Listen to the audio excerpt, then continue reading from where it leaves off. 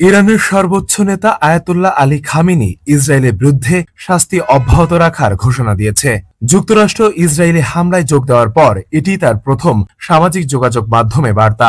এক্সে প্রকাশিত বিবৃতিতে খামেনি লেখেন, জায়নিস্ট শত্রু বড় ভুল করেছে, বড় অপরাধ করেছে, তাদের শাস্তি পেতেই হবে এবং সেটি চলছে, এখনই চলছে। আল্লাহু আকবার। খামেনি বার্তার সঙ্গে একটি ছবি প্রকাশ করা হয়েছে, যেখানে দাউ দাউ করে আগুনে জ্বলতে থাকা খুলি ও এর উপর ডেভিলের তারকা চিহ্ন এবং পেছনে জ্বলন্ত ভবনে দৃশ্য দেখা যায়। তবে এই বিবৃতিতে যুক্তরাষ্ট্রের বিরুদ্ধে সরাসরি হামলার কোনো ইঙ্গিত দেননি তিনি। এর আগে শনিবার দিবাগত রাতে ইরানের 3টি পারমাণবিক স্থাপনায় হামলা চালায় যুক্তরাষ্ট্র।